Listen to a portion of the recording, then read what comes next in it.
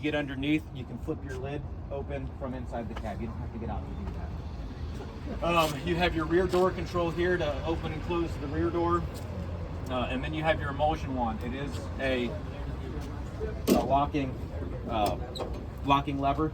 This also has a reverse function. Again, we don't recommend using it unless you are the only person using it. Reason for that is, up front you have a ball valve. That ball valve connects to both tanks, your solvent and your emulsion tank. At the end of the day, depending on what type of tack you're using, we want to switch that ball valve to solvent and run solvent through this line to keep this line free and clear of not clogging. At the beginning of the day, you open that ball valve to emulsion. Same thing, you open it up, and we have a catch tank here that you can run it straight onto the truck. Has a ball valve that as it fills up, you can take a 5-gallon bucket and empty that into the 5-gallon bucket. So you don't have to carry one en route. It has a place for it on the truck. But again, we don't recommend using that reverse function, because if somebody else hits that ball valve and it's full of emulsion and you hit it into reverse, now you're dumping emulsion into the solvent tank, vice versa. We don't want to do that.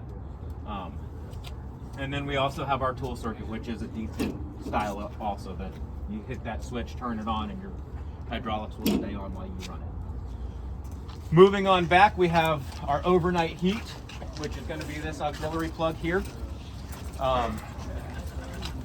We also have our heat control box here. What I normally do is, once I find what I like, I can leave that set. So our daytime burners, and you have your overnight heat here. Overnight heat obviously will run while it's plugged in. As soon as you unplug it, that overnight heat turns off. Your daytime heat runs off of that propane. To turn on your propane, you hit that switch, turn it to auxiliary. The auxiliary on the truck has to be on. When you kill the truck and pull your key out, the heat shuts off. We don't want a live flame without somebody near the truck. So when you guys go to lunch and stuff and you take your keys with you, you're not going to have heat. Now in Texas, that's not really a big problem because it's hot enough 90% of the time anyways, that your asphalt's going to stay warm throughout the day. Reset it to 225. It's going to kick on. It's going to be like your AC at the house. Once it reaches 225, it's going to kick off. If it needs to kick on again, it will automatically kick on. Your burners aren't going to be running all day. That being said, being that we run propane, that tank during the summer is going to last you quite a while. During the winter time, we might see a little bit of fluctuation of more trips to go get propane.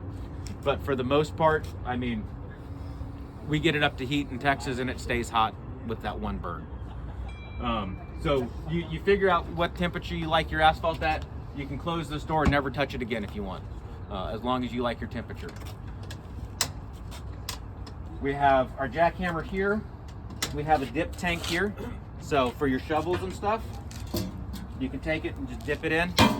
You don't have to spray it on the ground. You don't have to put a bunch of solvent everywhere. Again, to our catwalk, we have an emulsion tank clean out here. So if your emulsion tank gums up, we have this plate that you can take off and get in there and clean it out. Makes it a lot easier than trying to get in there through the small hole up top. You have overnight heat for your emulsion as well.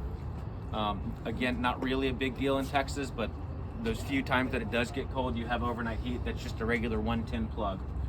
Here's that ball valve that I was talking about. Right now it's on emulsion. You take that and you can turn it to solvent. And then we're back to our soil spin. Questions? The auxiliary heat, are we going to have to connect our own electrical to specifically connect that? Because what is that? 110, 20, what is it? It is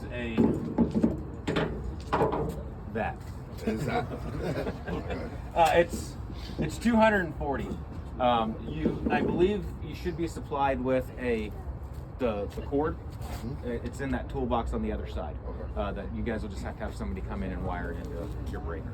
But everything should be supplied for it. You'll just need to have somebody wire it. And the belt inside. Uh-huh. I'm sure with time it'll start to crack, weather out. We don't have a whole lot of problems with it. It's a Kevlar belt. Okay. As long as the belt is maintained, they last. I mean, I've seen belts last 15 years. Okay. That's even with the citrus going on top of it? With the citrus, they like to be wet. They prefer to be wet. So the more citrus you put on there, better they That are. thing chews up the splash thing for the tires. Yeah. I mean, it chews that thing up. Yeah, so that's Kevlar. It's not rubber. Okay. So being that it's Kevlar, it likes to be wet, and as long as you maintain that belt, it's going to stay good for a really long time. And how about like the rollers and all that? Are they also just as good? And I'm asking because like our live bottoms, that is two of the biggest issues we have. Our belts cracking on us, having to replace,